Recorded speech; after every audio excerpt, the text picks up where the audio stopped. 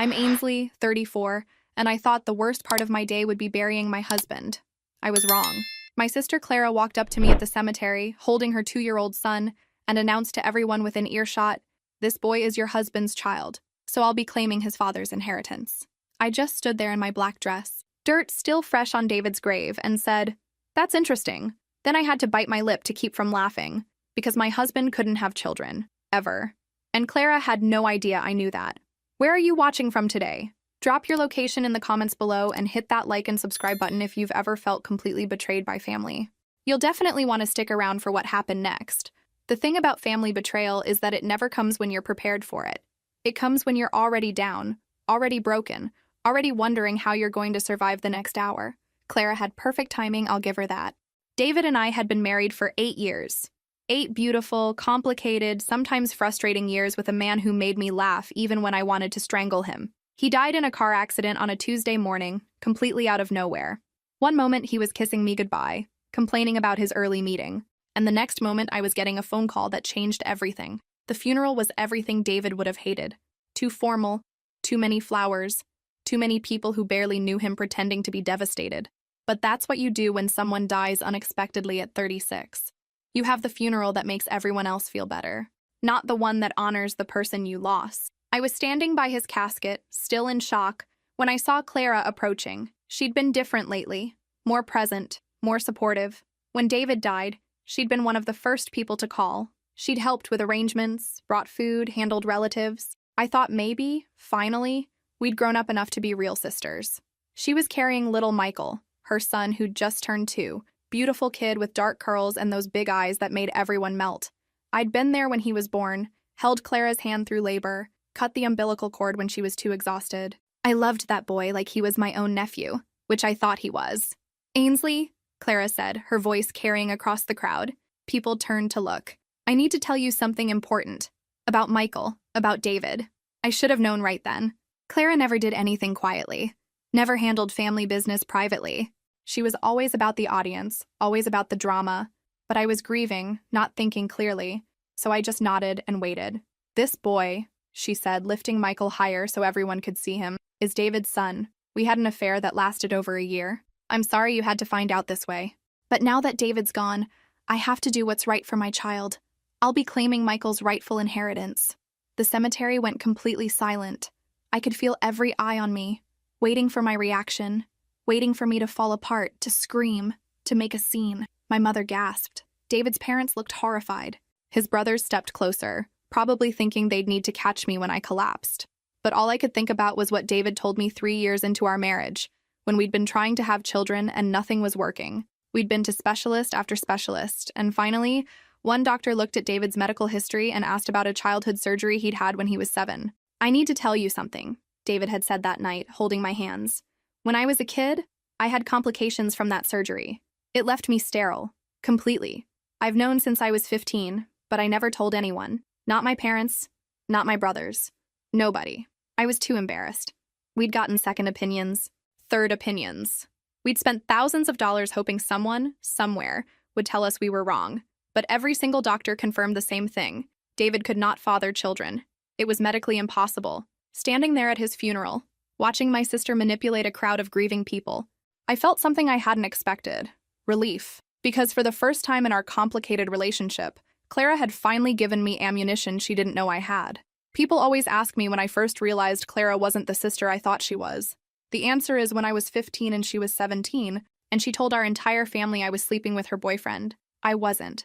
I'd never even been alone with Tommy Morrison, much less kissed him. But Clara had seen us talking at a school football game. And somehow, in her mind, that conversation became a torrid affair that explained why Tommy had been acting distant with her lately. The truth was, Tommy had been distant because Clara was exhausting to date. She needed constant attention, constant validation, constant drama.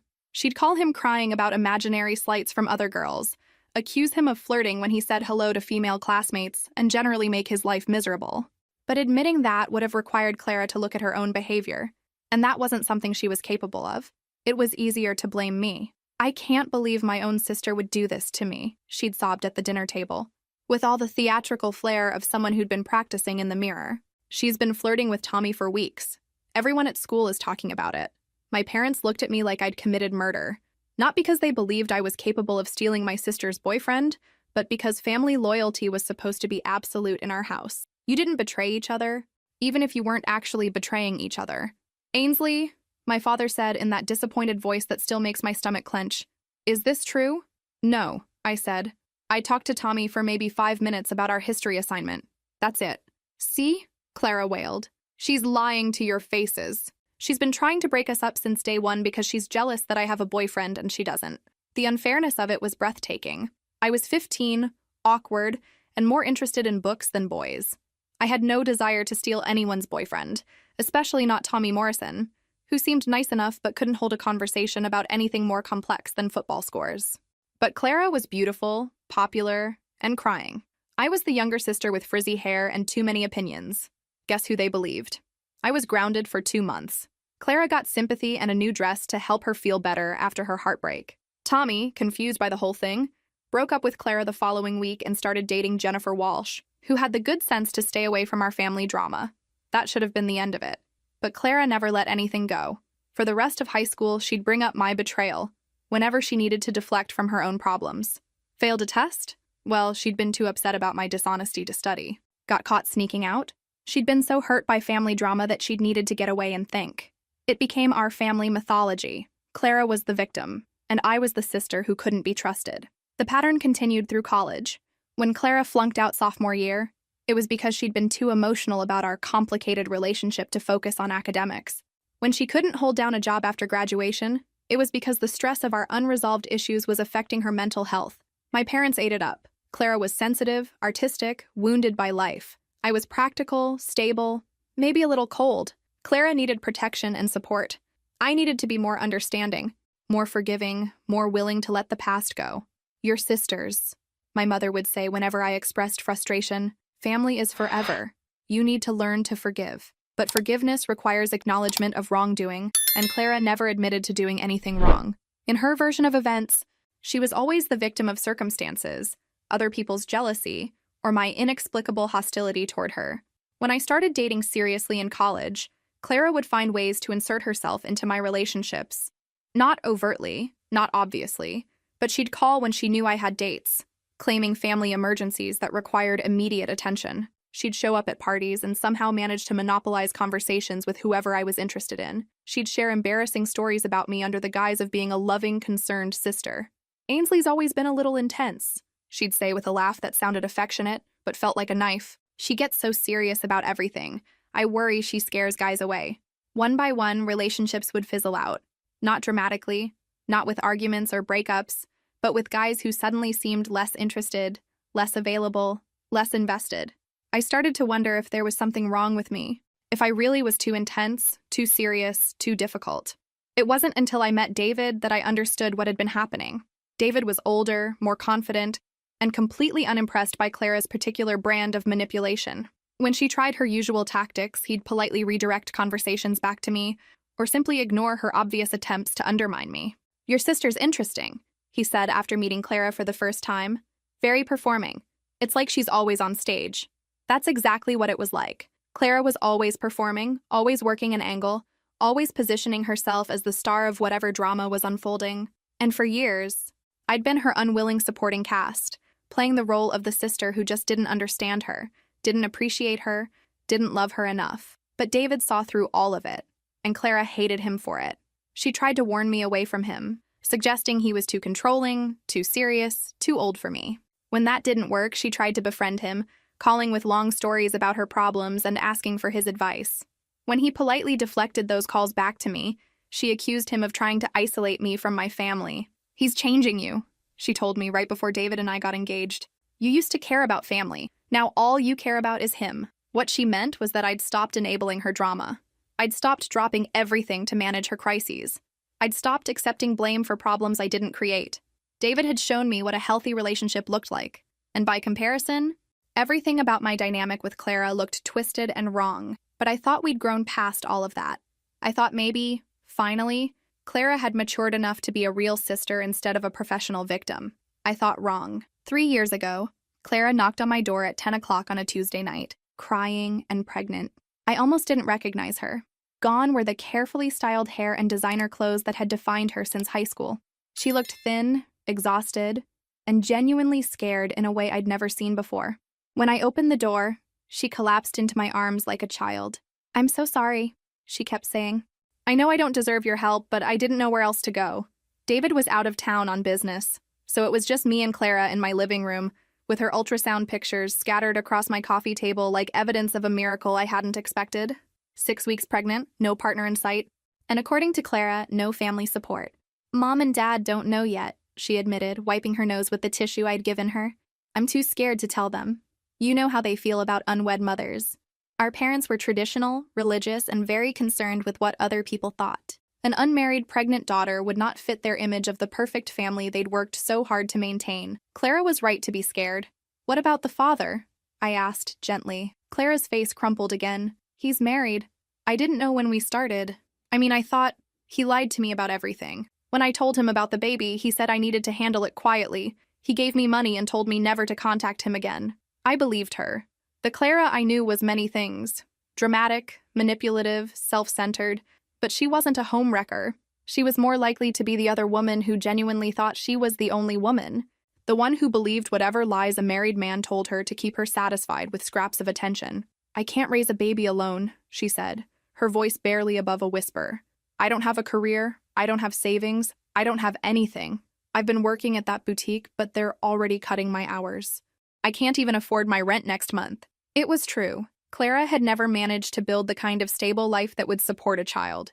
She'd bounced between jobs, apartments, and relationships for years, always confident that something better was just around the corner. The pregnancy had forced her to confront the reality that nothing better was coming, and she wasn't prepared for it. "What do you need?" I asked. "I need my sister back," she said, looking at me with an expression so vulnerable it broke my heart. "I know I've been terrible to you. I know I've been jealous and petty and probably impossible to deal with, but I'm going to be a mother. Ainsley, I want to be better than I've been." We talked until 3 in the morning. Clara told me about the therapy she'd started, the books on child development she'd been reading, the job interview she had lined up at a more stable company. She showed me a notebook where she'd been tracking her expenses, trying to figure out how to make a budget work on a single income. She apologized. Actually apologized without deflecting blame or making excuses. She acknowledged the pain she'd caused me over the years, the relationships she'd sabotaged, the trust she'd broken. It was the conversation I'd wanted to have with my sister for 15 years. "I don't expect you to forgive me right away," she said, "but I'm hoping maybe we can start over. Maybe I can prove to you that I'm not the same person I used to be." David came home the next morning to find Clara asleep on our couch and me making breakfast for 3. I'd expected him to be frustrated, maybe even angry that I'd made a unilateral decision to involve us in Clara's drama. Instead, he listened quietly while I explained the situation, then helped me carry coffee to the living room where Clara was just waking up. "Congratulations," he said simply. "When are you due?" "For the next 7 months. Clara was the sister I'd always wanted. She called regularly, but not obsessively. She asked for advice, but didn't demand that I solve her problems. She got the job she'd interviewed for and kept it, working steadily through her pregnancy, despite morning sickness that lasted well into her 2nd trimester. When she needed help, and she did need help with medical bills and maternity clothes and preparing for a baby on a limited budget, she asked directly instead of manipulating circumstances to force my involvement. When I offered assistance, she accepted gracefully and always tried to reciprocate however she could. She painted my bathroom while I was at work, organized my closet, and cooked dinner for David and me at least once a week during her 3rd trimester. Small gestures, but meaningful ones that showed she was thinking about our relationship as something reciprocal instead of one-sided. Most importantly, she stopped performing. When she was happy, she showed it genuinely. When she was scared about becoming a mother, she admitted it honestly. When she was frustrated with the physical discomfort of pregnancy, she complained without making it anyone else's fault or responsibility. I was there when Michael was born. Clara had asked me to be her labor coach, and I'd agreed despite my complete lack of experience with childbirth. For 14 hours, I held her hand, fed her ice chips, and helped her breathe through contractions that made her grip my fingers so hard I thought she might break them. When Michael finally arrived, tiny and perfect and screaming his outrage at the world, Clara looked at me with tears streaming down her face and said, "Thank you for believing I could change." I was crying too, not just because of the miracle of birth, but because I finally had my sister back. The real Clara, the one I'd glimpsed sometimes when we were children, before jealousy and competition and family dysfunction had twisted our relationship into something unrecognizable. For 2 years, it was everything I'd hoped for. Clara was a devoted mother, a reliable employee, and a sister who actually acted like she cared about me as a person instead of just what I could do for her. We had dinner together once a week. We texted regularly. We even took a weekend trip together when Michael was 18 months old. Just the three of us, and it was perfect. Michael was a joy, one of those babies who smiled early and laughed often and made everyone around him happier just by existing. Clara would bring him to family gatherings, and I loved watching him discover the world. Loved seeing Clara's face light up when he reached new milestones. I bought him clothes, toys, books. I babysat when Clara had work commitments or needed a break. I started a college fund for him, contributing monthly, because I wanted him to have opportunities Clara and I hadn't had.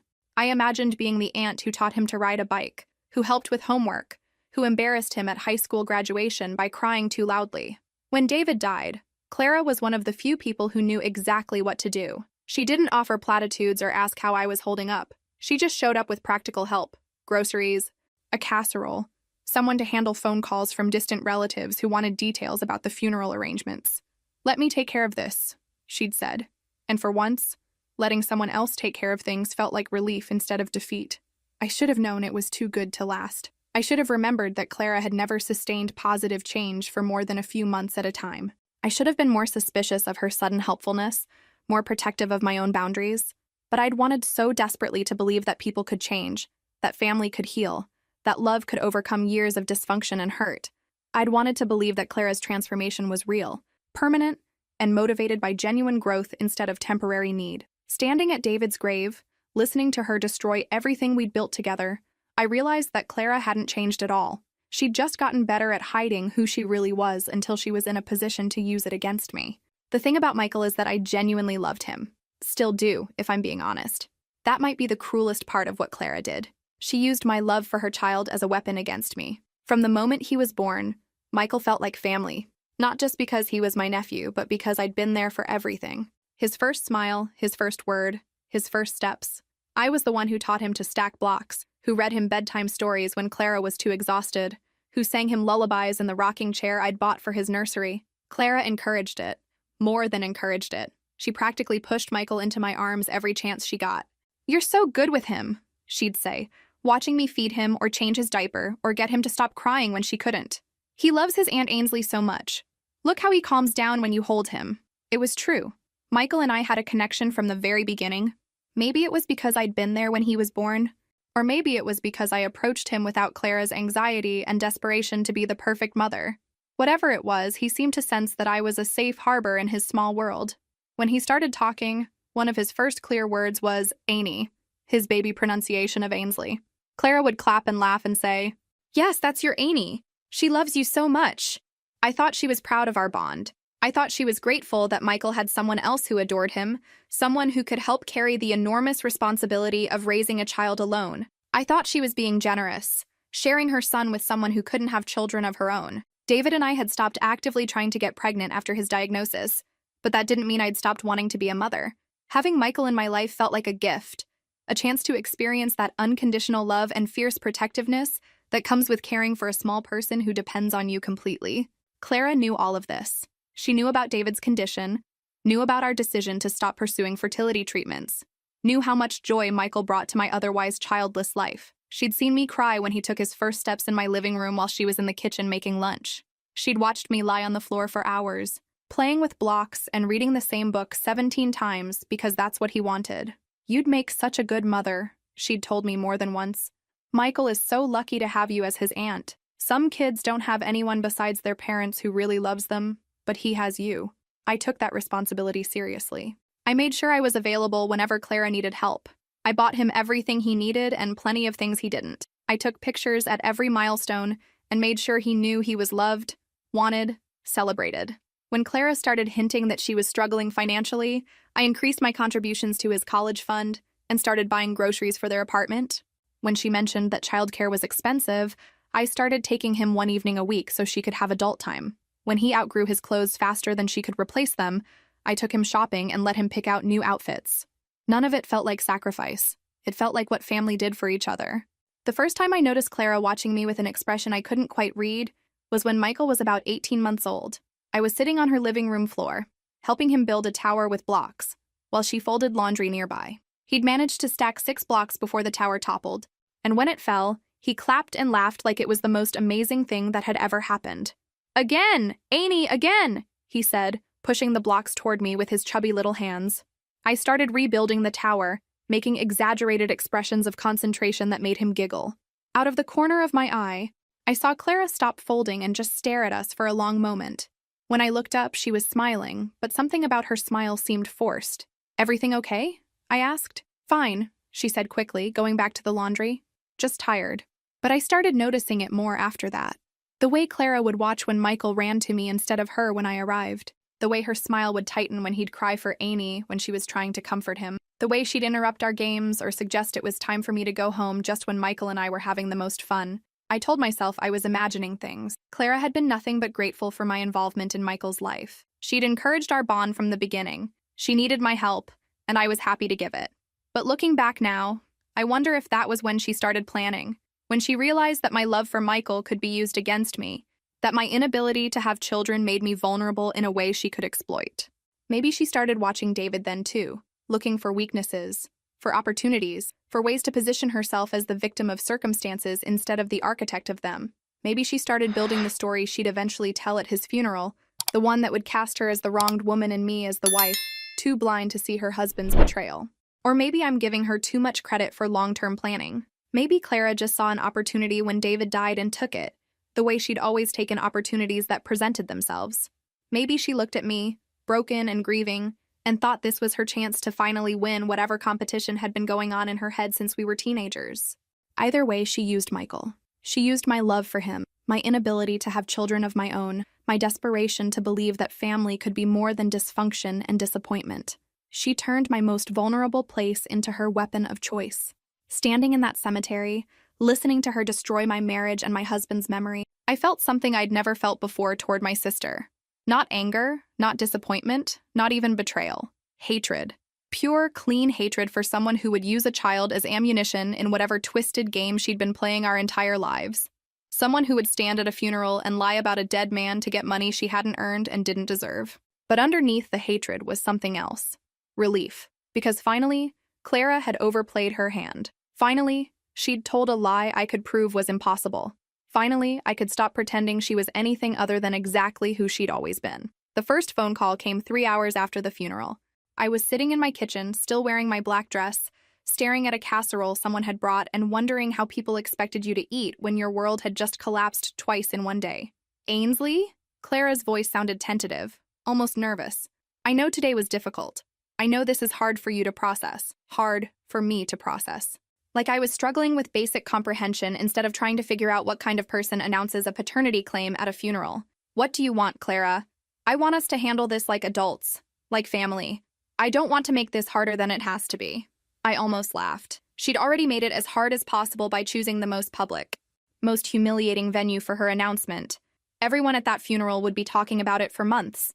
David's memory was now forever linked with adultery and scandal, and I was cast as the oblivious wife who'd been betrayed by her own sister. "How exactly do you want to handle this?" I asked. "Well, I was thinking we could work something out privately, without lawyers or courts or anything messy like that. I don't want to put Michael through a big legal battle." Of course.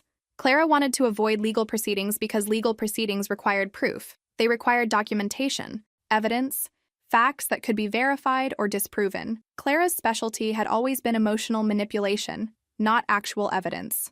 "What kind of arrangement are you thinking about? Maybe we could split David's life insurance? And the house? Well, Michael should inherit his father's house, don't you think? But I know you've been living there, so maybe we could work out some kind of timeline. My house." She wanted my house. The house David and I had bought together, renovated together, filled with 8 years of memories and furniture we'd chosen, and walls we'd painted, and a garden we'd planted. She wanted to take it away and give it to a child who wasn't even David's. "That's generous of you," I said, keeping my voice steady. "Giving me a timeline to move out of my own house. It's not your house anymore, Ainsley. It's Michael's house. David was his father." The certainty in her voice was almost impressive. She'd told this lie so many times in the 3 hours since the funeral that she'd started believing it herself. That was always Clara's gift, the ability to rewrite reality until her version became more real to her than what had actually happened. We'll need to get a paternity test, I said. That's not necessary. I mean, look at him, Ainsley. He looks just like David. Everyone's always said so. Had they? I tried to remember anyone ever commenting on Michael's resemblance to David and came up empty. Michael was a beautiful child with dark hair and brown eyes, but so were a lot of children. I'd never seen any particular similarity to David, who'd been blonde with green eyes. If he's David's son, you shouldn't have any problem proving it, Clara sighed, and I could practically hear her switching tactics. Fine, if that's what it takes for you to believe me, but I'm not putting Michael through some traumatic legal process just because you can't accept reality. What reality is that? That your husband had an affair with your sister, that he got me pregnant, that he's been lying to you for over 2 years. Each word was designed to hurt, to make me doubt everything I thought I knew about my marriage. And if I hadn't known what I knew, it might have worked. Clara was good at finding pressure points and applying just enough force to make people question themselves. When did this affair supposedly happen? It started when I was pregnant. You were so busy with work, so unavailable, and David was lonely. I was vulnerable, dealing with being abandoned by Michael's real father, and David was supportive. The timeline was clever. My pregnancy support of Clara, reframed as David's opportunity for infidelity. My work commitments, which had been necessary to support both my household and Clara's expenses during her pregnancy, repositioned as neglect that justified betrayal. So David comforted you by getting you pregnant? It wasn't planned, it just happened. These things happen, Ainsley. These things happen. Like adultery was a natural disaster, something that just occurred without anyone making deliberate choices. Like David had somehow accidentally impregnated a woman he couldn't actually impregnate. I see. And you've been hiding this for 2 years, why? I wanted to protect you. I thought maybe David would tell you himself, or maybe it would be better if you never knew. But when he died, Michael deserves to know who his father was. He deserves his inheritance. The martyrdom was perfect. Clara, the noble sister, sacrificing her own comfort to protect me from a painful truth. Clara, the devoted mother, fighting for her son's rights against a selfish sister-in-law who wanted to keep everything for herself. I need to think about this, I said. Of course. Take all the time you need. But Ainsley, I hope you'll remember that Michael is innocent in all of this. He's just a little boy who lost his father today. She hung up before I could respond, leaving me alone with her perfectly crafted narrative and my perfectly clear understanding of why it was impossible. The second call came from my mother an hour later. Honey, I just spoke with Clara. This must be such a shock for you. My mother had apparently decided that Clara's version of events was factually accurate, which wasn't surprising. Throughout our lives, she'd consistently chosen to believe whichever daughter's story required less complicated emotional processing on her part. It is a shock, I agreed. She's trying to do the right thing for that little boy. I hope you can see past your hurt feelings and support your nephew. Your nephew. Not the child who may or may not be related to us, but your nephew. Clara had already won this battle in the court of family opinion. I'm sure Clara told you her version of events. Ainsley, I know this is painful, but denial won't change the facts. That child needs his family now more than ever. Facts. As if Clara's accusations were established truth rather than claims that hadn't been verified. As if David's inability to defend himself made him automatically guilty of everything he was accused of.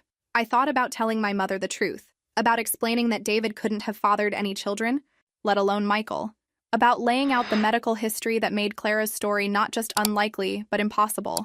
But something stopped me. Maybe it was the certainty that my mother wouldn't believe me. Maybe it was the knowledge that Clara would find a way to reframe even medical evidence as part of some elaborate cover-up. Maybe it was just exhaustion from a day that had already required more strength than I'd known I had. Or maybe it was strategy. Clara had chosen to make this a public battle, to announce her claims in front of an audience that would spread the story across our entire community. If I was going to fight back, I needed to do it right. I needed to make sure that when the truth came out, it would be as public and as definitive as her lies had been. I'll call you later, Mom. I need some time to process everything. Of course, sweetheart, but remember, family is family. Whatever mistakes David made, that little boy is still part of our family. After she hung up, I sat in my kitchen for another hour, thinking about Clara's phone call and my mother's assumptions and the way both of them had decided that the most generous interpretation of events was that my dead husband had betrayed me with my sister. It should have hurt more. The accusation of adultery, the assumption that I'd been too oblivious to notice an affair happening under my nose, the suggestion that David had been unhappy enough in our marriage to seek comfort elsewhere. But it didn't hurt because it wasn't true.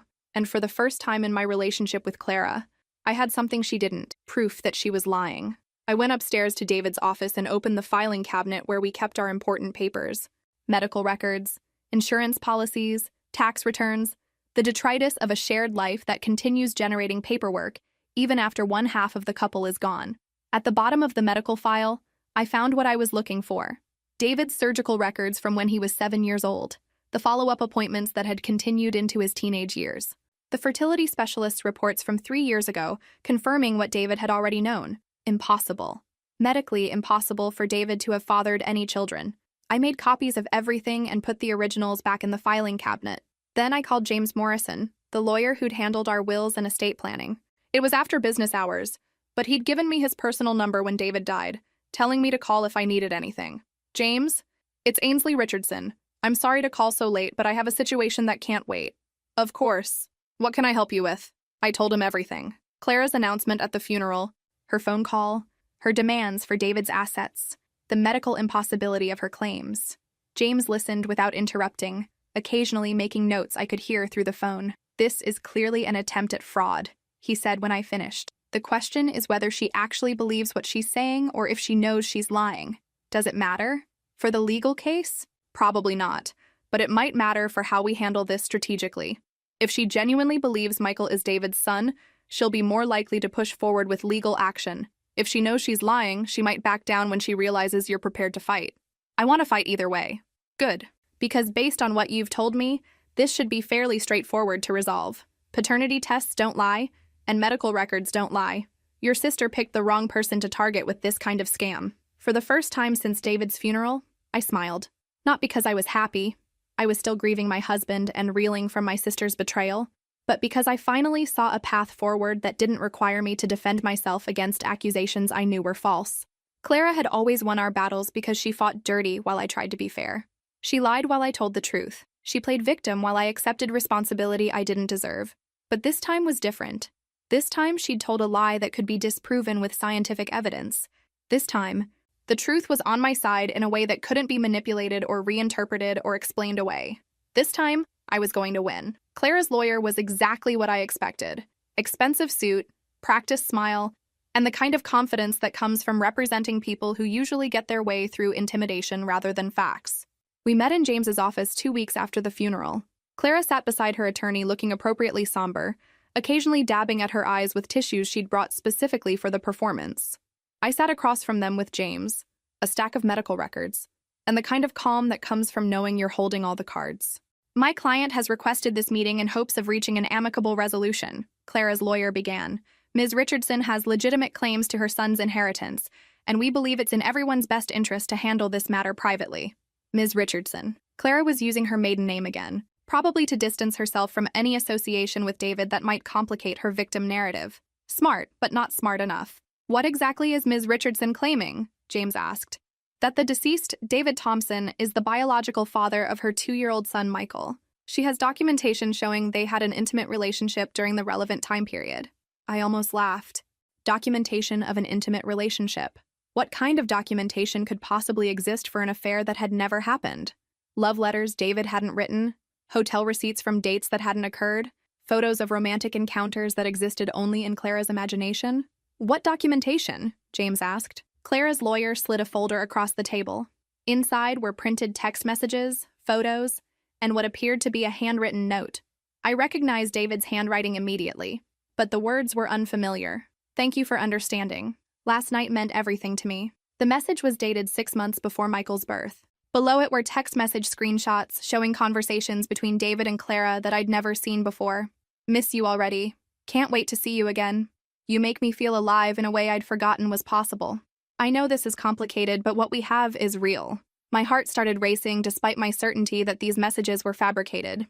They looked real, sounded like David's voice, referenced specific details that made them seem authentic. For a moment, I wondered if I'd been wrong, if somehow... But no, David couldn't have children. That was medical fact, not opinion or interpretation. Whatever Clara had done to create this evidence, it didn't change biology.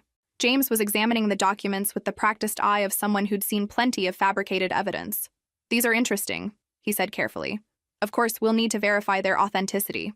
They're authentic, Clara's lawyer said firmly. Ms. Richardson has also prepared a written statement detailing the relationship, including specific dates and locations. Clara leaned forward, her voice soft and emotional. I know this is painful for Ainsley. I never wanted it to come out this way. But Michael deserves to know his father, and he deserves his inheritance. David would have wanted that. The manipulation was flawless. Clara positioning herself as the reluctant truth-teller, forced to reveal painful secrets for the sake of an innocent child. Me cast as the selfish widow trying to deny a little boy his birthright. David transformed from faithful husband to cheating father who died before he could make things right. Ms. Thompson, Clara's lawyer addressed me directly, my client is prepared to be reasonable about this. She doesn't want to take everything, just what's fair for Michael. Perhaps we could arrange for a division of assets that reflects the child's needs while allowing you to maintain some security. How generous. Clara was willing to take only part of everything David and I had built together, leaving me with scraps of my own life as a gesture of sisterly kindness. What would Ms. Richardson consider fair? James asked. 50% of the life insurance proceeds, the house, since Michael should grow up in his father's home, David's personal effects, for sentimental value, and ongoing support for Michael's education and healthcare needs. Everything. She wanted everything, just phrased in terms that made it sound like a reasonable compromise. The house we'd renovated together. The life insurance meant to support me after David's death. Even David's personal belongings that held no value to anyone except me. That seems like quite a lot, James said mildly. Michael is David's only child, Clara's lawyer replied. In the absence of a will specifying otherwise, he would be entitled to inherit everything anyway. But David did have a will. A very clear, very legal will that left everything to me. The lawyer's phrasing suggested either he didn't know about the will, or he was hoping we didn't. Actually, James said, reaching for his own folder, Mr. Thompson did have a will. Very comprehensive, very clear. Everything goes to his wife. Clara's lawyer looked genuinely surprised. We weren't aware of a will. Of course, if there are children involved, wills can be contested. They can be, James agreed. But first, we'd need to establish paternity. I assume your client is prepared to submit to DNA testing? For the first time since the meeting began, Clara looked uncomfortable. I don't think that's necessary. The resemblance is obvious and we have documentation of the relationship. Documentation can be forged, I said quietly. It was the first time I'd spoken since the meeting began, and both lawyers looked at me with interest. DNA testing doesn't lie. Clara's eyes flashed with something that might have been anger or fear. I can't believe you'd put Michael through that. He's just a baby, Ainsley. Your nephew. If he's my nephew, the test will prove it. Some things are more important than legal proof, like family. Like doing what's right for a child who didn't ask to be born into this situation. The emotional manipulation was so transparent it was almost insulting. Clara appealing to family loyalty after claiming my husband had betrayed me. Clara demanding I consider Michael's welfare after announcing his paternity at a funeral in front of 50 people. Clara asking me to do what's right, while demanding half of everything I owned based on lies. I think DNA testing is the most reasonable next step, James said diplomatically. It will resolve any questions about paternity definitively. Clara's lawyer whispered something to her and she nodded reluctantly. Fine, but I want it done through the court system with proper oversight. I don't want there to be any questions about the results. Absolutely, James agreed. Court-ordered testing is the gold standard.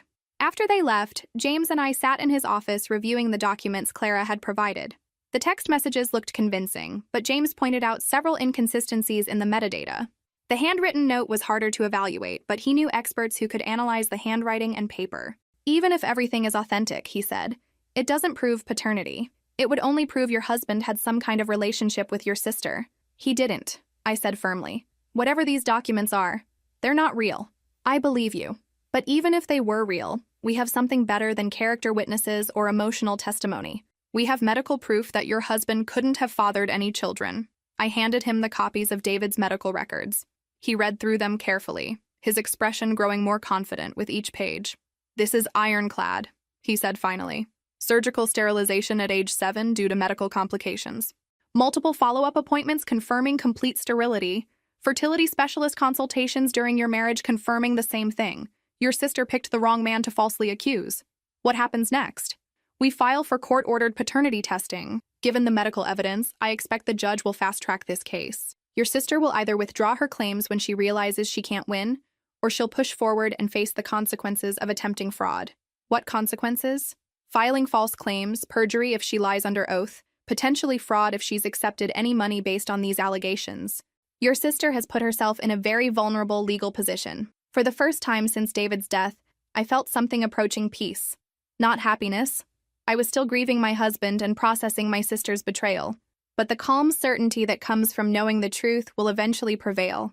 Clara had always won our battles because she was willing to fight dirty while I insisted on fighting fair. She was willing to lie while I told the truth. She was willing to manipulate emotions while I appealed to reason. But this time, reason was going to win. Science was going to win. Medical evidence was going to win. And Clara was going to learn that some lies are too big to sustain, no matter how good you are at telling them. Clara didn't back down after our meeting with the lawyers. If anything, she doubled down, like someone who'd bet everything on a losing hand but was too proud to fold. The phone calls started the next morning. First my Aunt Margaret, then Cousin Susan, then people I hadn't spoken to in years, but who'd somehow heard all the details of my family drama. "Ainsley, honey, I just heard about the situation," Aunt Margaret said, her voice dripping with the kind of false sympathy reserved for family scandals. "I know this must be so hard for you, finding out about David's indiscretions. Indiscretions. Like adultery was a minor social mistake, something embarrassing but forgivable. Like fathering a secret child was the equivalent of forgetting someone's birthday. I'm managing," I said. "Well, I hope you'll think about that poor little boy. He didn't ask to be born into this mess, and he shouldn't suffer because of adult problems." Adult problems. As if my refusal to hand over my house and life insurance to my sister was petty stubbornness rather than a reasonable response to obvious lies. "Michael is well cared for," I replied. "But is he really? Clara's struggling financially, and you know David would want his son to be provided for." Everyone had become an expert on what David would have wanted, despite the fact that David had left a clear legal will that expressed exactly what he wanted. But apparently, imaginary desires trumped actual documentation in the court of family opinion. The conversations followed the same pattern: expressions of sympathy for my situation, gentle suggestions that I was being unreasonable, and increasingly less subtle implications that I was a selfish woman denying an innocent child his birthright. Clara was conducting a masterful campaign, positioning herself as the reluctant truth-teller who only wanted what was best for Michael. She'd learned to frame every conversation in terms of the child's welfare rather than her own financial needs. "I don't want anything for myself," she told anyone who would listen. "This is about Michael knowing who his father was, and having the security David would have provided." The genius of it was that arguing against Clara meant arguing against a 2-year-old's interests. Anyone who questioned her story looked like they were punishing an innocent child for adult mistakes. My mother called every other day with updates on family sentiment, which was apparently running heavily against me. "People are concerned about your mental state," she told me on Thursday. "This kind of denial isn't healthy. Sweetheart, maybe you should talk to someone." Denial. The go-to explanation when someone refuses to accept a narrative that doesn't make sense.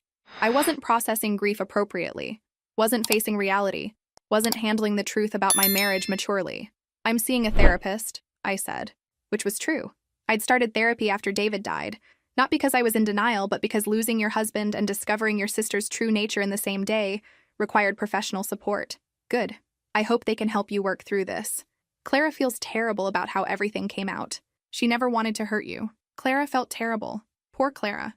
Burdened with secrets she never wanted to carry, forced to reveal painful truths for the sake of her child. Clara the victim. Clara the reluctant messenger. Clara the devoted mother just trying to do right by her son. It was a perfect performance. And our family was eating it up. By Friday, Clara had moved on to more direct pressure. She showed up at my office during lunch, carrying Michael and looking appropriately harried. "Ainsley, we need to talk," she said, settling into the chair across from my desk without being invited. "This legal stuff is getting out of hand." Michael looked around my office with the wide-eyed curiosity of a toddler in a new environment. Despite everything, seeing him still made my heart ache. Whatever Clara was doing, he was innocent in it. "What did you want to discuss?" "I want to settle this without putting Michael through a bunch of court procedures. He's too young to understand what's happening, but he can sense the tension. It's not fair to him." Clara had gotten better at this over the years, using emotional manipulation that was harder to argue against. How could I explain that court procedures were necessary without sounding like I cared more about legal technicalities than a child's emotional well-being? "Paternity testing is pretty routine," I said. "It won't be traumatic for him, but it's unnecessary. Look at him, Ainsley." She lifted Michael so I could see his face clearly. "Look at his eyes, his smile. He looks just like David." Did he? I studied Michael's features, trying to see what Clara claimed was obvious. He was a beautiful child with dark hair and warm brown eyes, but I still couldn't see any resemblance to my blonde, green-eyed husband. "I think you're seeing what you want to see," I said gently. Clara's expression hardened slightly. I'm seeing what everyone else sees. Mom, Dad, Aunt Margaret, they all comment on how much he looks like David. You're the only one who can't see it. Or I'm the only one who knew David well enough to know this story is impossible. Nothing's impossible. Ainsley, people have affairs. Husbands lie to their wives. It happens every day. She was right about that. Affairs happened. Husbands lied. Marriages weren't always what they seemed from the outside. In most cases, Clara's story would be entirely plausible, even likely. But not in this case. Not with David. I'm not changing my mind about the paternity test, I said. Clara sighed, adjusting Michael on her lap. Fine. But when it comes back showing David is his father, I hope you'll remember that I tried to handle this quietly. I tried to spare everyone the embarrassment of a public legal battle. The confidence in her voice was almost impressive. She genuinely seemed to believe that DNA testing would support her claims, which meant either she was a better liar than I'd given her credit for, or she actually believed her own story. We'll see what the test shows, I said. After she left, I sat in my office thinking about her certainty, her willingness to push forward with legal action, her apparent confidence that scientific evidence would vindicate her claims. For a moment, just a moment, I wondered if I could be wrong, if somehow the medical records were incomplete, or the doctors had made mistakes, or David had lied to me about something he couldn't have lied about. But no, I'd seen the surgical records, the follow-up appointments, the fertility specialist reports. Multiple doctors over multiple years had confirmed the same thing. David was sterile, completely and permanently. Clara might believe her own lies, but biology didn't care about belief. Science didn't care about confidence. DNA testing would reveal the truth, regardless of who wanted what to be true. I just had to wait for Clara to discover what I'd known all along, that some lies are too big to sustain, no matter how convincingly you tell them. Clara filed her legal claim on a Monday morning, and by Monday afternoon, the entire family knew about it. She'd made sure of that, calling everyone to explain that she'd been forced to take legal action because I was being unreasonable about Michael's inheritance. The narrative was perfect. Clara, the struggling single mother, driven to court by a selfish sister-in-law who refused to acknowledge an innocent child's rights. Me, the bitter widow, clinging to assets that rightfully belonged to my husband's son. My phone started ringing immediately. Ainsley, what are you thinking? My father demanded, his voice tight with disapproval. This is going to tear the family apart. Clara filed the legal action, not me. Because you left her no choice. The child deserves his father's inheritance. Why are you making this so difficult? It was fascinating how quickly everyone had accepted Clara's version of events as established fact. David's alleged affair wasn't a claim to be investigated. It was simply something that had happened, something I needed to accept and move past for the good of the family. I'm not making anything difficult. I'm asking for proof before I hand over everything David and I built together. What more proof do you need? The boy exists, Ainsley. He's David's son. The circular logic was maddening. Michael existed. Therefore, he was David's son. Clara had made the claim. Therefore, it must be true. I was asking for evidence. Therefore, I was being unreasonable. My mother took a different approach when she called, focusing on family unity rather than legal rights. This is destroying our family, she said, her voice heavy with disappointment. Clara is beside herself. You're being stubborn, and that poor little boy is caught in the middle. The poor little boy will be fine regardless of what a paternity test shows. But why put him through it? Why put any of us through it? Can't you just do the right thing? The right thing. Everyone seemed to have strong opinions about what the right thing was. But nobody seemed interested in whether Clara's claims were actually true. By Wednesday, I'd heard from every relative in our family tree. Cousins who hadn't called in years suddenly had urgent opinions about my moral obligations. Aunts and uncles who barely knew David's name were certain he would have wanted me to support his son. The pressure was coordinated, relentless, and effective. If I hadn't known what I knew, I might have started to doubt myself. The certainty in everyone's voices, the unanimity of opinion, the consistent message that I was being selfish and cruel. It was the kind of social pressure that could make someone question their own reality. But I did know what I knew. And what I knew was that David couldn't have fathered any children, regardless of how many people believed otherwise. James kept me updated on the legal proceedings, which were moving faster than typical family court cases. The judge is treating this as a straightforward paternity question, he told me. Given your husband's estate and the child's age, they want to resolve it quickly. What does that mean for timeline? Court-ordered paternity testing should happen within the next 2 weeks. Results usually take another week or two after that. We should have a definitive answer within the month. A month. 4 more weeks of family pressure. 4 more weeks of being treated like the villain in Clara's drama. 4 more weeks of people assuming my husband had betrayed me with my sister. but also 4 more weeks until Clara's lies were exposed in a way that couldn't be argued with or reinterpreted. 4 more weeks until everyone who judged me would have to confront the fact that they'd been wrong. The hardest part was maintaining my composure when people who should have known better treated Clara's accusations as established truth. David's own brothers called to express their disappointment in my handling of the situation. David wouldn't want this kind of family conflict, his older brother Mark told me. He'd want everyone to get along, to do what's best for his son.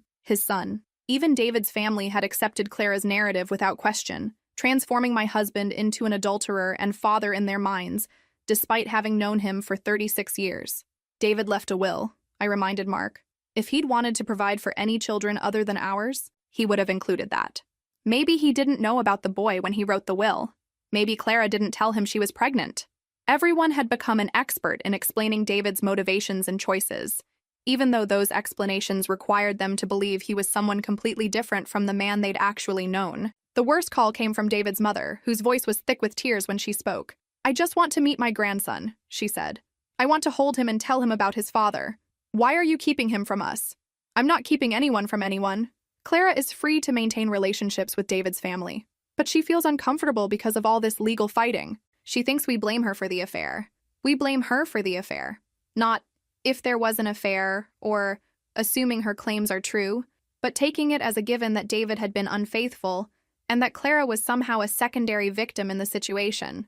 Mrs. Thompson, David couldn't have children. That's a medical fact. Honey, I know this is hard to accept, but sometimes these things happen.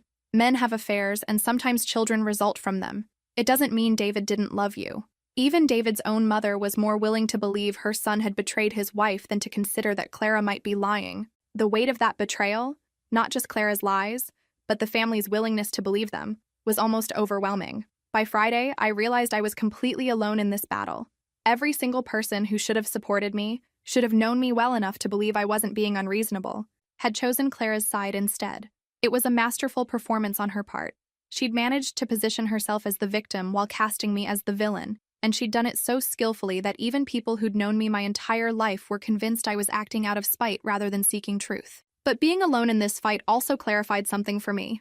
I wasn't just defending David's memory or protecting our assets. I was defending the principle that truth matters, that claims require evidence, that being family doesn't give someone the right to lie about the dead. And I was about to prove that no matter how convincing a lie might be, no matter how many people believe it, no matter how much social pressure supports it, biology doesn't lie. The truth was coming, whether Clara and my family were ready for it or not. Judge Patricia Morrison looked exactly like someone who'd been settling family disputes for 20 years. Patient but no nonsense. Kind but unimpressed by emotional theatrics. When Clara's lawyer started his opening statement with phrases like tragic circumstances and innocent child, she cut him off. "Counselor, this is a paternity hearing, not a custody battle. Do you have evidence that the deceased is the father of this child?" "Yes, Your Honor. We have documentation of an intimate relationship, witness testimony, and what I need," Judge Morrison interrupted, "is biological evidence. Everything else is speculation." I liked her immediately. After weeks of being subjected to Clara's emotional manipulation and family pressure, it was refreshing to sit in a room where facts mattered more than feelings. "Your Honor," James stood, "given that the alleged father is deceased, we request court-ordered genetic testing using archived medical samples." Clara's lawyer looked uncomfortable. "Your Honor, subjecting a 2-year-old child to invasive testing procedures is standard procedure in paternity cases," the judge finished.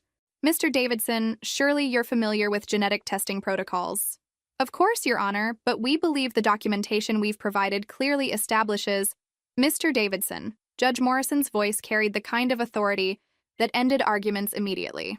"In this courtroom, paternity is established by DNA evidence, not by text messages or photographs. Do you have any objection to genetic testing?" Clara's lawyer whispered something to Clara, who was sitting rigidly in her chair, her face pale. From where I sat, I could see her hands trembling slightly. For the first time since this whole nightmare began, Clara looked genuinely scared. "No objection, Your Honor." "Good. Given the deceased status of the alleged father, we'll use archived medical samples for comparison." "Mrs. Thompson," the judge addressed me directly, "I understand your late husband had medical procedures that would have resulted in tissue samples being stored?" "Yes, Your Honor, multiple procedures over several years." "Mr. Morrison," she turned to James, Please coordinate with the medical examiner's office to locate appropriate samples. I want this resolved quickly and definitively. The formal language couldn't disguise what was really happening. We were about to prove, using David's own DNA, that he couldn't have fathered Clara's child. The medical samples would confirm what his surgical records had already established, that my sister was lying. Your Honor, Clara's lawyer tried one more time. My client is prepared to accept a generous settlement arrangement that would avoid the trauma of invasive testing. Counselor, are you suggesting your client would prefer to settle rather than prove her case definitively? The question hung in the air like a trap. Clara's lawyer had essentially admitted that he'd rather avoid DNA testing, which made it sound like he wasn't confident in his client's claims. Not at all, Your Honor. We simply believe, then we'll proceed with testing. I'm ordering genetic analysis using archived tissue samples from the deceased to determine paternity of the minor child.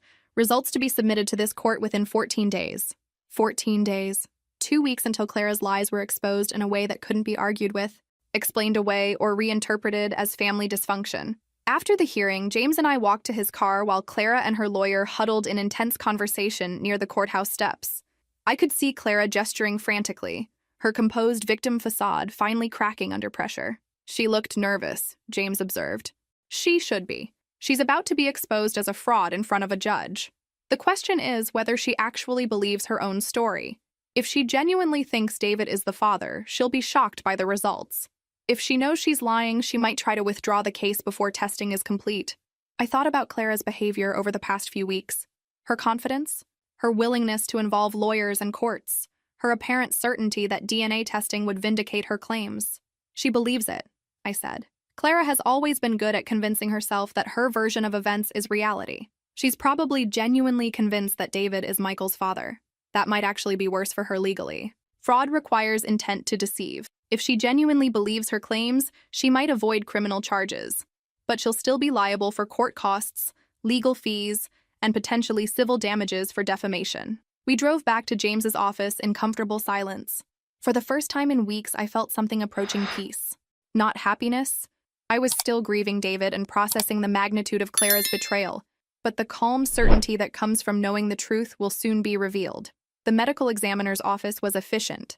Within 3 days, they'd located multiple tissue samples from David's various procedures over the years.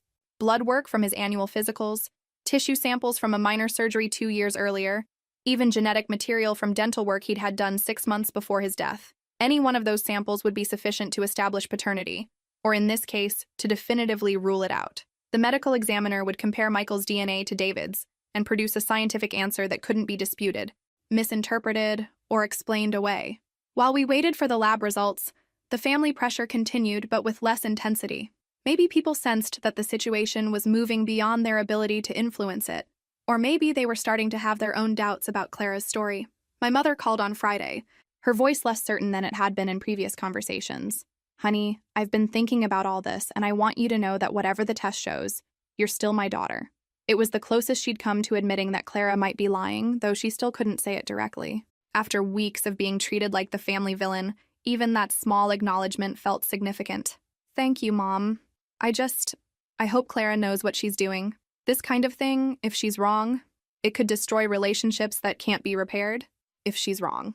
The first time anyone in my family had entertained the possibility that Clara's claims might not be accurate. Yes, I agreed. It could. But those relationships were already destroyed, weren't they? Clara had destroyed them the moment she chose to lie about David at his funeral. The family had damaged them further by choosing to believe her lies without question, by pressuring me to accept claims I knew were false, by treating me like the villain in Clara's manufactured drama. The DNA test wouldn't repair those relationships. It would just make clear to everyone what I'd known all along, that Clara was exactly who she'd always been, and the family members who'd enabled her were exactly who they'd always been too. In 10 more days, we'd have scientific proof of what David's medical records had already established. Clara's lies would be exposed, her claims would be dismissed, and everyone who judged me would have to confront the fact that they'd been wrong. I was ready for that confrontation, more than ready. The waiting was the hardest part. 10 days for lab results that would either vindicate everything I'd said or destroy everything I believed about my marriage. Even though I knew what those results would show, the uncertainty was exhausting. Clara, meanwhile, seemed to be thriving on the suspense. She'd returned to her confident, martyred persona, telling anyone who would listen that she was nervous but hopeful about the test results. I just want Michael to know who his father was. she told my mother, loud enough for me to hear during a family dinner I'd reluctantly attended. DNA doesn't lie, right? Science will prove what I've been saying all along. The irony was almost funny. Clara positioning herself as the champion of scientific truth, confident that DNA testing would support claims I knew were biologically impossible. She'd even started making plans based on her expected victory. Talk of redecorating David's house for Michael, discussions about which of David's belongings should be saved for when Michael was older, suggestions about how his college fund should be managed. David would want Michael to go to his alma mater, she told David's mother during one of their increasingly frequent phone calls. I was thinking we should start saving specifically for that. David's mother, who'd been cool toward me since Clara's allegations began, was warming up to the idea of having a grandchild to spoil. She'd already bought Michael new clothes and toys and was talking about setting up a nursery in her house for visits. The whole family was building their lives around Clara's lies, making emotional investments in a relationship that didn't exist, and planning a future based on claims that would soon be disproven. Watching them do it was like watching people build sandcastles right before high tide. I tried to feel sorry for them. They were going to be disappointed and embarrassed when the truth came out. But after weeks of being treated like the problem, of having my character questioned and my motives doubted, I mostly felt a grim satisfaction that they were about to learn how wrong they'd been. James called on Thursday with an update from the lab. Results should be ready tomorrow, he said. Are you prepared for this? I've been prepared since the day Clara made her accusation. And if, somehow, the results aren't what you expect. I appreciated that he was being thorough, preparing for all possibilities even though we both knew what the DNA test would show. They will be what I expect. David couldn't have children, James. That's not opinion or wishful thinking. It's medical fact. I believe you. I just want to make sure you're ready for whatever comes next. Win or lose, this is going to change your family relationships permanently. He was right about that. Whether the test proved me right or Clara right, we'd crossed lines that couldn't be uncrossed. Clara had publicly accused my dead husband of adultery. The family had chosen her side over mine without waiting for evidence. I'd been willing to subject a 2-year-old to DNA testing, rather than accept claims I knew were false. These weren't the kind of conflicts families bounced back from easily. Someone was going to be devastated by these results, and someone else was going to be vindicated in a way that felt more like Pyrrhic victory than celebration. Friday morning, I woke up with the strangest feeling of anticipation. Not excitement, exactly, but the kind of focused energy that comes from knowing a long ordeal is almost over. Today, I'd finally have official proof of what I'd known all along. Clara had apparently felt the same anticipation. She'd called James's office twice before 9 a.m., asking if the results were ready yet. According to his secretary, she'd sounded excited rather than nervous. At 11:30, James called. The results are in. Can you come to my office? Just tell me. I'd rather discuss this in person. Can you be here in an hour? His tone was professional but careful, which made me wonder if there was something unexpected in the report. For a moment, just a moment, I felt a flutter of doubt. What if I'd been wrong? What if somehow? But no. I'd seen David's medical records, talked to his doctors, lived through years of fertility treatments and disappointments. There was no scenario in which David could be Michael's father. James was probably just being cautious, making sure we discussed the implications of the results before word got out. This was going to create a legal and family nightmare for Clara, and James wanted to make sure we handled it properly. I arrived at his office to find him sitting at his desk with a thick folder and an expression I couldn't quite read. The DNA results, he said without preamble, confirm what we expected. David Thompson is not and could not be the biological father of Michael Richardson. Even though I'd known it was coming, hearing it stated so definitively was a relief so intense it was almost physical. The truth. Official, scientific, uncontestable truth. The lab report is very clear, James continued, opening the folder. No genetic relationship whatsoever. The child could not be Mr. Thompson's son under any circumstances. What happens now? Now we go back to court. Clara's paternity claim is dismissed. Her request for inheritance rights is denied, and depending on how she wants to handle this, she could be facing charges for fraud, perjury, and defamation. Charges. I hadn't really thought about the criminal implications of what Clara had done. She hadn't just lied about David, she'd lied under oath, filed false legal documents, and attempted to claim assets based on fabricated relationships. Will she be arrested? That depends on whether the prosecutor's office wants to pursue charges and whether Clara continues to maintain her claims even after being presented with contradictory evidence. If she admits she was wrong and withdraws gracefully, they might let it go. If she doubles down or tries to claim the tests were wrong somehow, I knew Clara well enough to know she wouldn't withdraw gracefully. She'd maintained her innocence in the face of obvious contradictory evidence her entire life. DNA results wouldn't suddenly make her capable of admitting she'd been wrong. When do we go back to court? Judge Morrison scheduled a hearing for Monday morning to review the results. Clara's been notified, so she knows the tests are complete.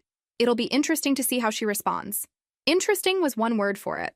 Clara was about to discover that her confident predictions about DNA evidence had been completely wrong, that the scientific proof she'd claimed would vindicate her had instead exposed her as a liar, and that everyone who'd believed her story was about to learn the truth about what she'd done. After 34 years of watching Clara manipulate situations to her advantage, I was finally going to see her face consequences she couldn't talk her way out of. Monday couldn't come fast enough. Monday morning arrived gray and cold, the kind of weather that matches your mood when you're about to watch someone's lies finally catch up with them. I dressed carefully, professional but not celebratory, confident but not smug. This wasn't a victory I planned to gloat over. Clara was already at the courthouse when James and I arrived, sitting in the hallway with her lawyer and looking like someone who'd spent the weekend reconsidering her life choices. Gone was the confident victim persona she'd maintained for weeks. She looked pale, anxious, and for the first time since this whole nightmare began, genuinely scared. When she saw me, our eyes met for just a moment. I expected to see anger there, or defiance, or at least the stubborn determination that had always defined her. Instead, I saw something I'd never seen in Clara before: complete defeat. She knew. Somehow, despite weeks of apparent confidence in her claims, she knew the DNA results had destroyed her story. Mrs. Thompson, Judge Morrison called us to order with her usual efficiency. I've reviewed the genetic testing results submitted by the medical examiner's office. Mr. Davidson, has your client been provided with copies of these results? Clara's lawyer looked like he'd aged 5 years over the weekend. Yes, Your Honor. We received them Friday evening. And does your client wish to maintain her paternity claim in light of this evidence? The silence stretched out for what felt like minutes, but was probably only seconds. Clara sat motionless, staring at her hands folded in her lap while her lawyer shifted uncomfortably beside her. Mr. Davidson? Your Honor, my client would like to withdraw her claim. On what grounds? More silence. Finally, Clara's lawyer spoke in a voice barely above a whisper. The genetic testing conclusively rules out paternity, Your Honor. There is no biological relationship between the deceased and my client's child. Judge Morrison looked at Clara directly. Ms. Richardson, do you understand that by withdrawing your claim, you're acknowledging that your previous statements to this court were inaccurate?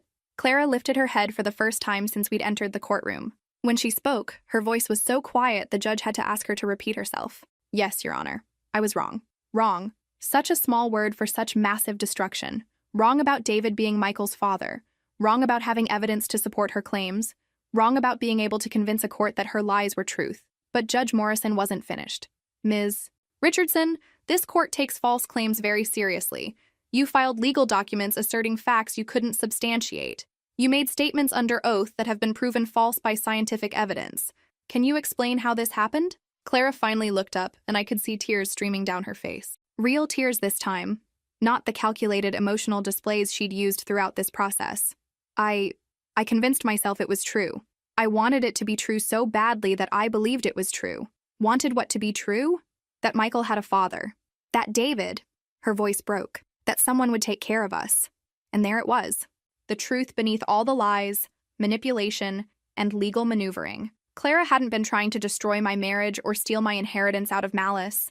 She'd been desperate, financially and emotionally, and had convinced herself that David could solve her problems if only she could prove he was Michael's father. It was pathetic and sad and completely in character for my sister, who'd spent her entire life looking for someone else to fix her problems, instead of taking responsibility for her own choices. Judge Morrison's expression softened slightly, but her voice remained firm. Ms. Richardson, I understand that single parenthood is challenging, but fabricating paternity claims is not an acceptable solution to financial difficulties. Do you understand the serious legal consequences of what you've done? Yes, Your Honor. You've filed false legal documents. You've made statements under oath that were factually incorrect. You've caused significant emotional and financial harm to Mrs. Thompson during her period of grief. These are serious matters. Clara was crying openly now, no longer trying to maintain any pretense of dignity or control. I'm sorry. I'm so sorry. I never meant. I just wanted. What you wanted? Judge Morrison interrupted. Was to claim assets that weren't yours based on relationships that didn't exist. The court will be forwarding this matter to the prosecutor's office for review of potential criminal charges. Criminal charges. Even though James had warned me this might happen, hearing it stated in open court was sobering. Clara wasn't just going to lose her false claim, she was going to face the possibility of jail time for what she'd done. Furthermore, the judge continued, Mrs. Thompson, you may wish to consult with your attorney about civil remedies for the defamation and emotional distress you've suffered. James leaned over and whispered, she's suggesting you can sue Clara for damages. Sue my sister. The thought had never occurred to me, but I supposed it made sense. Clara had publicly accused my dead husband of adultery, convinced our entire family that I was being unreasonable for questioning her claims, and put me through weeks of legal proceedings to defend myself against lies she'd known were false. Your Honor, I found myself standing. Though I hadn't planned to speak. May I address the court? You may. I looked at Clara, still crying in her chair, and felt something I hadn't expected. Not satisfaction or vindication, but a kind of exhausted sadness for both of us.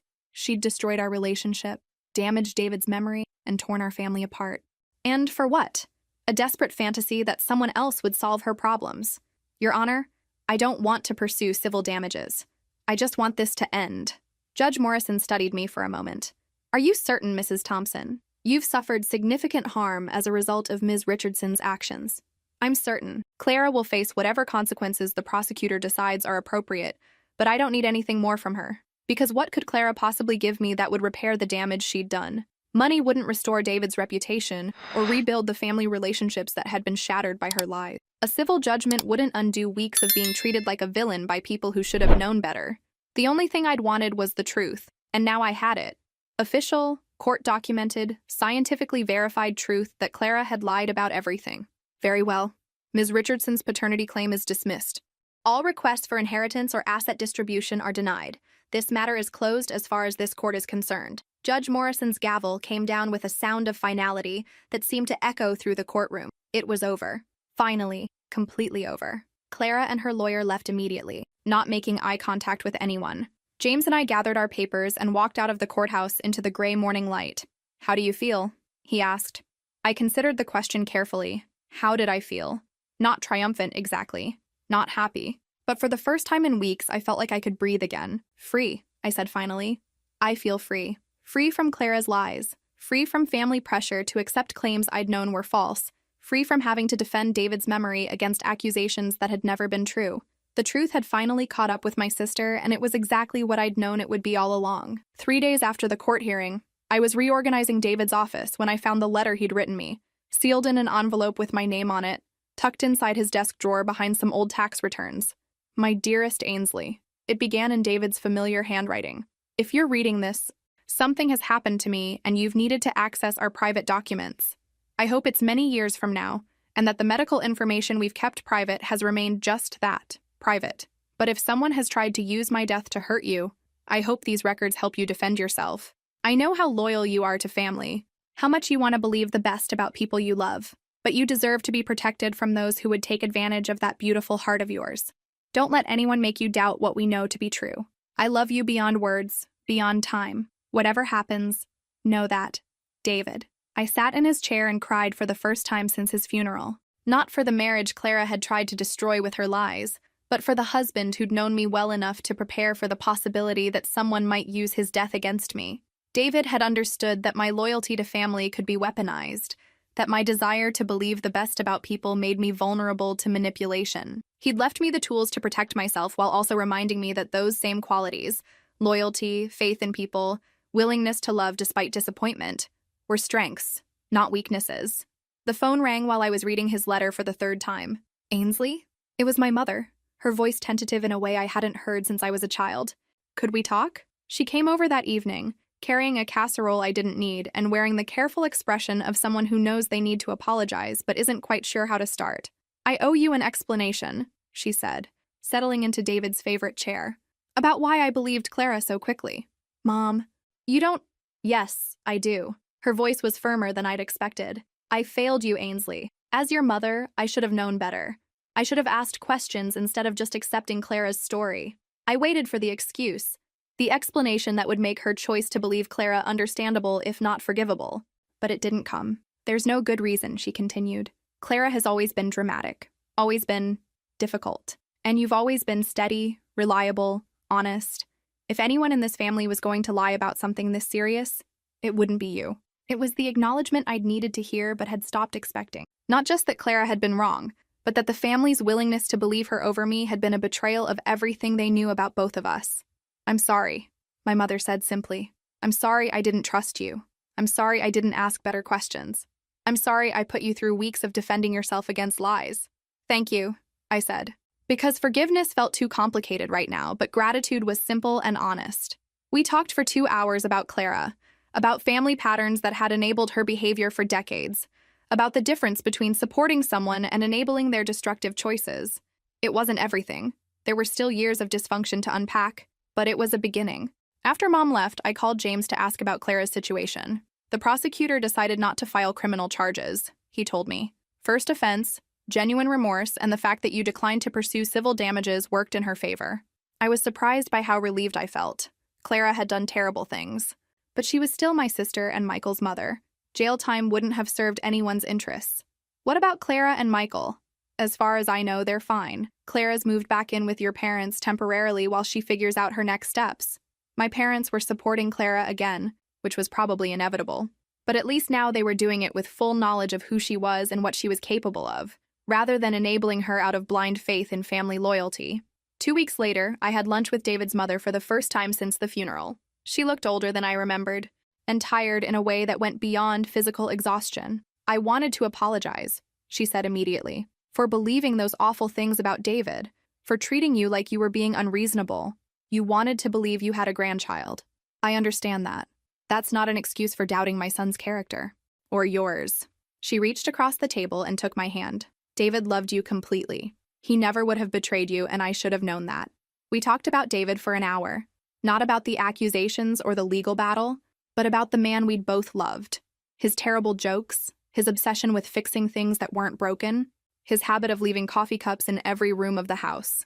The real David, not the fictional adulterer Clara had created. "What will you do now?" she asked as we were leaving. It was a question I'd been asking myself for weeks. David's life insurance would let me live comfortably without working, but I was only 34. I had decades ahead of me to figure out who I was without him. "I'm thinking about going back to school," I said. "Maybe law school. Turns out I'm pretty good at research and arguing cases." She laughed, and for the first time in months, it felt normal to laugh about something. That evening, I sat in my living room with a glass of wine and David's letter, thinking about the past few months and what they'd taught me about truth, family, and the difference between loyalty and enabling. Clara had tried to use David's death to solve her financial problems, destroying his memory and our relationship in the process. My family had chosen to believe her lies rather than ask difficult questions. I'd been forced to prove my dead husband's innocence against accusations I'd known were impossible. But through it all, the truth had remained the truth. David's medical records hadn't changed because Clara wanted them to be different. DNA testing hadn't lied because her story was emotionally appealing. Biology didn't care about family dynamics or financial desperation or the desire to believe the best about people. In the end, that's what had saved me. Not my loyalty to David's memory or my refusal to be manipulated, but simple, verifiable facts that couldn't be argued away. Clara was still my sister, and part of me hoped she'd learned something from this experience about the difference between wanting something to be true and making it true through lies. But even if she hadn't, even if she continued to be exactly who she'd always been, I knew now that truth doesn't require anyone's permission or belief to exist. It just is. And sometimes, that's enough. If this story resonated with you, make sure to like and subscribe for more real-life stories about family, betrayal, and the power of standing up for truth even when everyone else chooses to believe convenient lies. Truth always wins in the end. It just sometimes takes longer than we'd like.